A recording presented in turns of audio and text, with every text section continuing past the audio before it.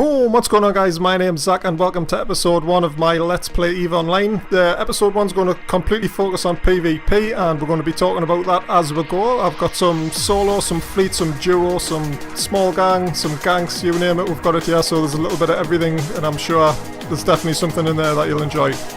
We're going to talk about the fits on the way and some strategies I use, and obviously most of the fits I use are completely out of the box because that's the way I like to have fun, so it's going to be epic and it's going to be red versus blue.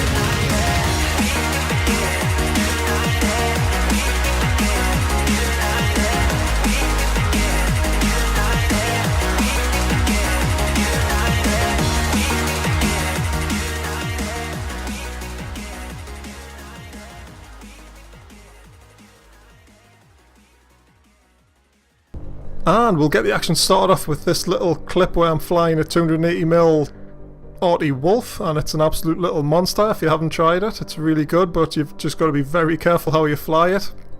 As you can see, it's got 0 tank and no damage control, which is always a problem for frigates because that alpha and stuff, like a Caracal with rapid lights would absolutely mince you, so you've got to be on your toes, like keeping range and stuff, so it's not really good for a big fleet fight because there's going to be tons of frigs flying around. But like a small gang, sort of like 7 to 10 people engagement like this one was really good. Obviously there was a few big ships on the grid, so I wasn't really concerned about them chasing us down and like webbing us and shit, so basically the fits like 280mm artilleries all the way around, MWD, target painter. Now I didn't put a point on, and I don't usually fly this with a point on ever, just because when I'm out there's normally like other frigs to tackle, so I'll just take up like more of a support role from range. We've got a gyro stabilizer, just one, and we've got 2 tracking enhancers just to give that extra little bit range, and also an overdrive injector system, and that just keeps you, because obviously you need to be really quick all the time, and it's obviously fully cap stable, so if you need, like if you do get premied, you're already like doing pretty much top speed and you can just like align and get the fuck out if anything sort of comes towards you or anything. So like I say, you just need to be on your toes and just keep pewing them down, but it's a really fun fit and I definitely recommend you trying it, even though now I'll be using damage control because I know everyone will be after us after posting this video when I'm flying it. So that was the first one, yeah, and it was absolutely cracking fight, and obviously we won, so GG. And next up was some solo until about 10 seconds towards the end, but it was all solo up until then, and it was a tough fight in this slicer because I was getting tracking disrupted the whole time off this jag. So basically I seen STSxLights video called Redemption, which is just uploaded, well worth a watch. I'll leave a link in the description. But one of the fights he's using this fit, and it's a 400mm plate slicer with some gank. Obviously it's still got a couple of heat sinks on there, and I thought it was quite an interesting fit, so I decided to get one. And on the way back from Jitter, straight after buying it, this jag jumps on us and scrams us, so the fight was on and it was a really close one. Now towards the end, Don't Choose Me actually jumped in. I'm sure he was in an incursus there, you can see him swooping around in the back, and he did help finish it off, and it was a massively close fight. I don't think possibly would have won, but it was a really good setup. Definitely not used to flying him with armor at all. It's normally like totally kitey fit, so that was a good experience for myself, and obviously learn something new every day, so that was a little decent-ish solo-ish fight maybe. And next up we've got the obvious gank mechanics. So what normally happens on, this is Red HQ and Otella, we'll normally keep a bunch of it in a safe spot or just somewhere close off grid, and we'll wait for something big to aggress, and we'll all dive on him and try and gank him as quick as possible before you can actually get docked up. And the dummy pilot was, I think he was expecting to be able to drop aggro on dock because he was actually dual tank, so he was like really heavily tanked, and you can say I'm not really in an ideal gang ship. I'm just in the Sky Fleet issue with a couple of ballistics and rapid lights, which isn't really that good for taking down anything bigger than like a frigate, so I was trying to keep an eye on that Merlin to see if he was going to aggro, because I could have just whelped him with a few volleys, but like suddenly this NATO comes out as well. So I'm a little bit concerned about him. I haven't really got any buffer to speak of. The fit's like ancillary fit as well, so it's a bit different to what normal people fly. You don't get to fit it's like a big medium newt with this fit, so I don't know, it's a bit different. But like I say, I like using fits that I find fun, and obviously it's got target painter on there, so that does help the fleet a little bit. So I tries to get this NATO, but he warps down straight away, and I was really hoping to get that kill there. It would have been awesome. So yeah, ganking on the old undock there, it's a staple. I've been doing it in the past. Everyone falls for it. Reds and blues, I've done the same. I've fell for the bait as well, so that's always a fun thing to do. Oh, this video, this was a good time. This was like expectations in reality sort of thing. There was expectations of like wiping everything off the field, and the reality was that shitty piloting got in the way of some really good kills here. So basically the first mistake we made was actually warping to 0 on the gate, and as you see we sort of get blobbed. Like, we knew there was a big fleet and this is what we expected. We didn't expect to live whatsoever, but we did expect to get some decent kills, and unfortunately we fucked up, so we didn't get, I don't think we got one kill. I think we came close to killing a Hurricane, but that was about it, until we got ECM'd and we couldn't get cap transfers and stuff anymore. So basically especially the last few videos I've uploaded, we've been talking about like how good the dummy is and like the drone tracking and stuff. So me and Ray decided to get a couple of remote rep dummies, just get them tanked up with the balls, get some DPS things on there for the drones, and just dump some guards in a blob and see how many kills we could get. So what we should have done is warp to the gate at 70, which I said so, but Ray was like, oh no, we'll go at 0. So I was like, oh, whelp, we'll just whelp. Oh, fucking crazy. But if we had a warp to 70, I think it would have been much better. We could have gotten like tons of kills with the bouncers as the red fleet started approaching. So there was more and more coming on grid here, and I was starting to get a bit concerned at this point myself. I think now, yeah, we've switched to the Hurricane because we didn't get even though the gods get like massive tracking, they couldn't keep track of these little frigates like coming around with, so it was a bit of a shame. And it was also a massive shame that Ree got ECM'd, because this fight could have went on for ages and been absolutely epic, but it was just that one ECM burst off the drones. It totally fucked up, and but you know, that's the way it goes. These things happen. The next time we'll be ready for yous. We'll definitely be ready for the blob, because this is definitely coming out again. It was pretty fun, but I'll try and put some comms in at the end, because we were laughing and joking and it was just like hilarious. So that was that one, and I'll definitely recommend the remote rep stuff like Vexas and dummies. Really powerful.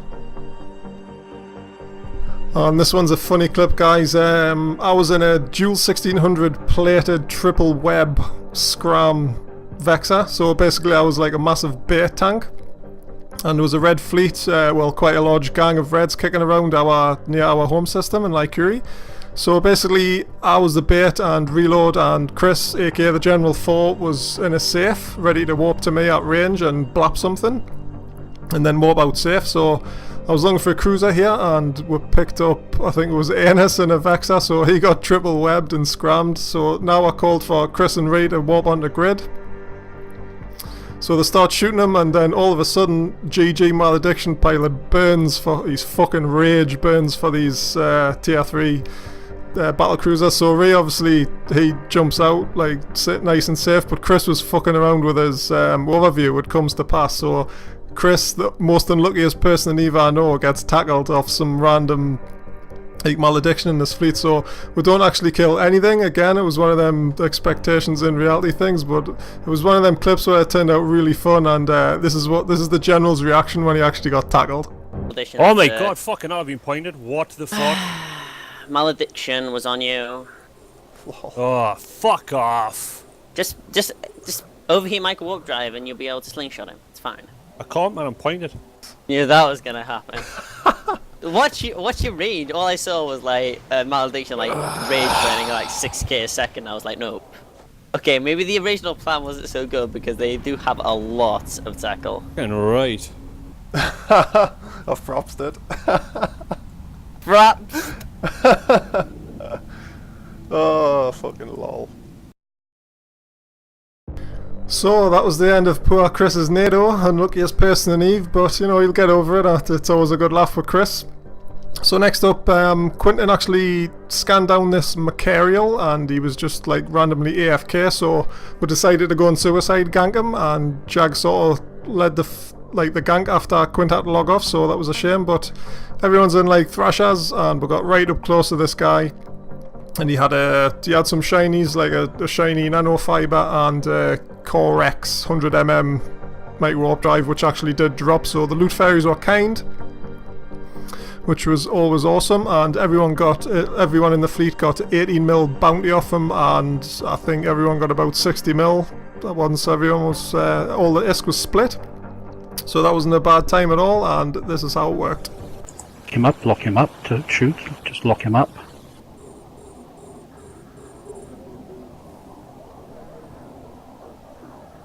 Get ready in 3, 2, 1. Go, go, go, go, go. Don't forget to overheat. Oh, melted. Oh, crap. I don't think we're going to get it done. I'm dead already. Oh, It ECM. I've been ECM'd by... He's dead. Good job. Good job, Yeah, he's peeps. down. Good job. And that was Suicide Gang successful. And now for something really different. You'll never normally find me flying a stabber hole because for some reason the ship just doesn't click with us like whatsoever, but I finally found a fit which I can sort of enjoy. I love kiting around and just doing stupid stuff, like, I mean, you can obviously see I've got no point in web. This fits actually 650 artilleries and 2 light missile launchers. I actually took it off Jag. I seen him flying one the other day, and I thought it was a pretty cool idea. So again, because I like being fast and kiting, I thought it was a really good idea for a ship. So in this engagement, where the lead up to it was actually quite long, there was a Ferox warping like backwards and forwards from the safe spots on the gates, and he was just being a right pain in the arse to catch, but we finally did catch him. And we got a little small gang brawl here. You can see on grid there's I think, I can't really actually read it on screen, but I'm sure there's a Rupture, a couple of tackle ships, and this Ferox sitting like way off.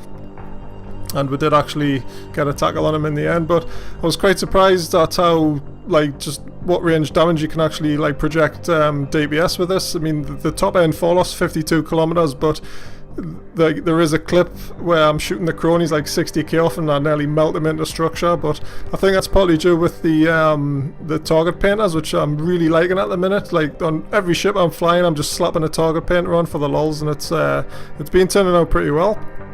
The only thing I don't like about this stabber is the cap. Now the cap is absolutely terrible on it. It doesn't last long at all, but obviously I haven't got a cap booster on there. Maybe I might swap out the shield extender for one, but obviously you need a little bit of buffer, but it would have been perfect for this because I was kiting around quite a lot and I do run out of cap at a couple of stages, so I wasn't able to get like full DPS on some targets. And just about here you can see us take the crow right into structure, and like I was really far away, which I was really surprised about, but perfect shot. You probably wouldn't get them too often. And just looking at the clip there, in this clip the Ferox does actually get away, but I think about 10-15 minutes later we do actually get him, but I didn't have that fraps for some reason. But happy days anyway. Stabber's a good ship. I'm trying to get used to it a little bit more. It's still a bit with me, I don't know, but the 650 fits pretty good and I'll continue using it.